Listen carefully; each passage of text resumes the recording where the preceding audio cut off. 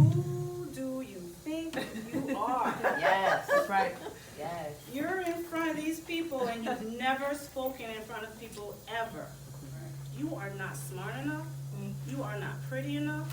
You are not young enough. You are not good enough. Nobody gonna listen to you. You don't know nothing about power. The only power you know is on stars. Ooh, with Omari Hardwick and his fine ass. And PSEG, and they about to come cut your power off. All right. Girl, they looking at you.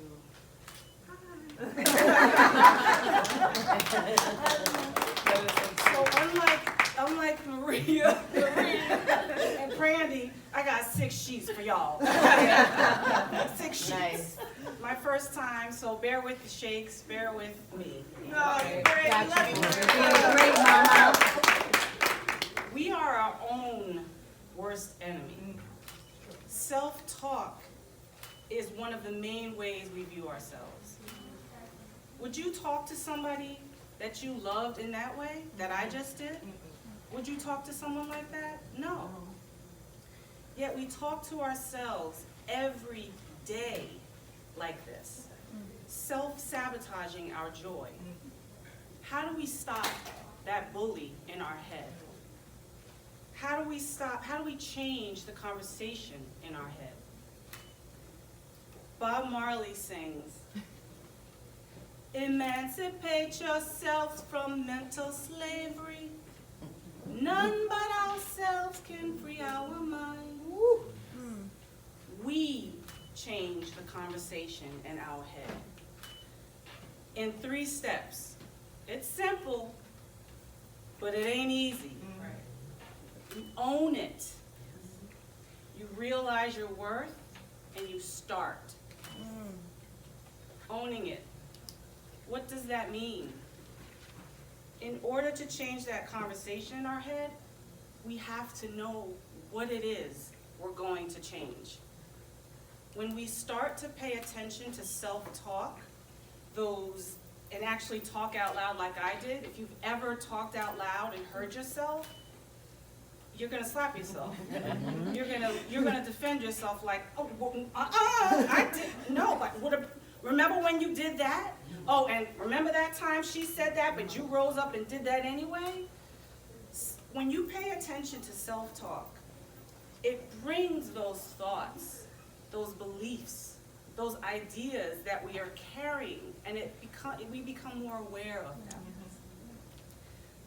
Self-awareness is the key to changing that hurtful self-talk to self-compassion, from self-destructive to self-compassion.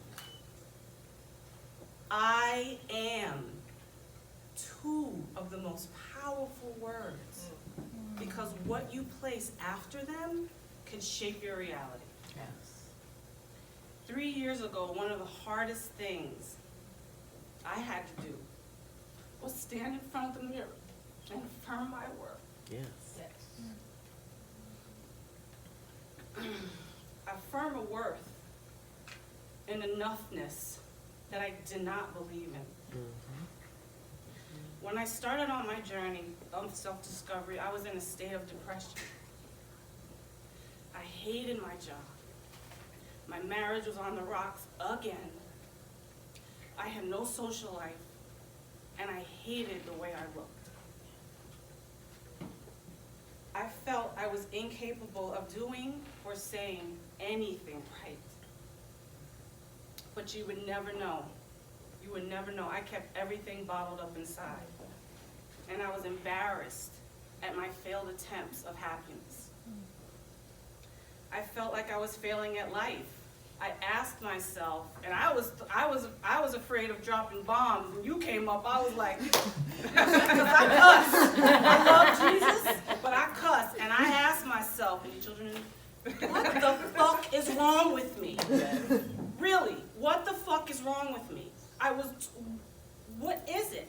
I'm trying everything in my power to create happiness, to create joy, just to be able to pay my damn bills on time. And I can't even do that right. What the fuck is wrong with me? Self-reflection allows you to see how you've played a huge part in your current circumstances. All right. Owning your self-sabotaging talk. It doesn't mean to identify with those thoughts and those beliefs, but it brings awareness to them. Owning yourself, after you own your thoughts, your beliefs, and have taken time to listen to your self-talk, it's time to realize your worth. I remember the night I laid in bed and I thought I was a waste of a human being. My past abuse and my current situation, it validated it. And I wanted to end it. I turned over in bed and I saw my son laying next to me and I broke down in tears. See, my son, he was in the NICU for a week. God created us for greatness. We were built with this innate strength. And somewhere along the line, people drop these seeds where we don't, it changes the way we look at ourselves. It changes the way we see ourselves. My son was in the NICU for a week. His strength, his God-given strength brought my baby home to me.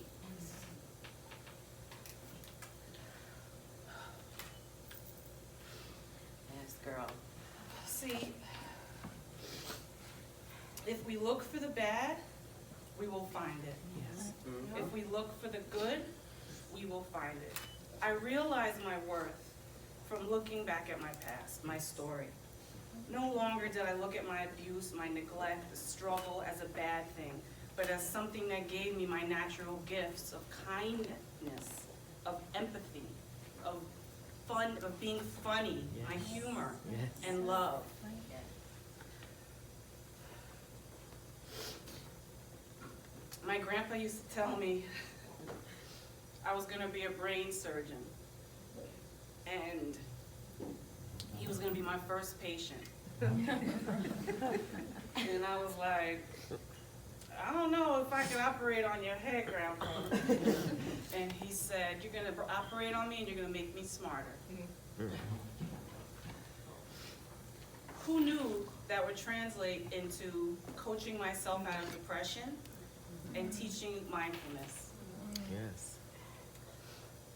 When I'm that stranger that's on the train, on the bus, waiting in line, that you've, in a store that you've told your whole life story to, that you've had a huge event and you need help, an opinion on a dress.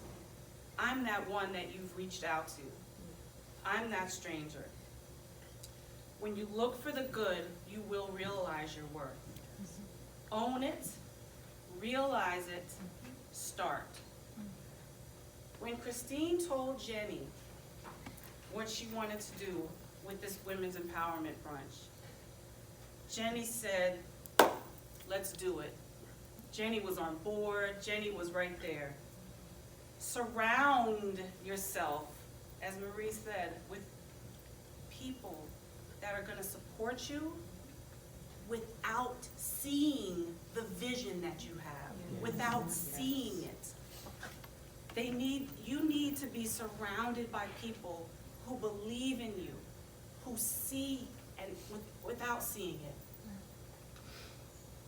And here's a question that comes to my mind. Why is your power locked up? And how do you unlock your power?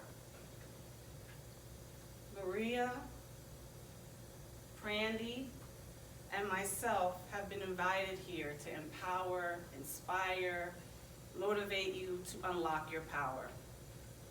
But what happens when you leave here? How do you keep your power unlocked? You own it, you realize your worth, and you start. We've already talked about owning it. Les Brown says, accept responsibility for your life. Know that it is you who will get you where you want to go, no one else. Realizing your worth for some is a challenge, but the goal is to practice. Perfection is not the object, is not the goal. Progress is. So what happens when you leave an empowered brunch? How do you stay empowered? How do you motivate yourself? The conversation in their head, that self-talk, knows those topics of fear and self-doubt oh so well. And they will remind you, they will bring it up. They will remind you. It's up to you to remind you of your power. What does unlocking your power mean to you? How does power reveal itself to you in your day-to-day routine? Whether it's losing weight, eating healthy, and maintaining a healthy lifestyle, or continuing your education, learning something new, starting a business, a career change, becoming financially responsible. That's what you're gonna tell us in a few minutes. And having financial freedom to be debt-free, socialize, and travel. Believing in yourself is the game changer. Having faith that as God's child, you were created for greatness. Tony Robbins. I love him. Tony Robbins. This is Tony Robbins. It's not about the goal. It's about becoming the type of person that can accomplish the goal. That's right, girl. Woo! Two more sheets, y'all. When you leave here today, pumped up, empowered, inspired, with your power unlocked, the way you start is to make you a daily habit. Yes. I'm not just talking about exercise, meditation, doing a squat. Did I do it right? Hydrating, drinking coffee. I'm talking about procrastination, self-doubt, putting other people on a pedestal, letting yourself off the hook, giving yourself an excuse to be. These habits you created to survive will no longer help you. I like this one. These habits you created to survive will no longer serve you as you shift your gears to thrive. That's right. Do you like that?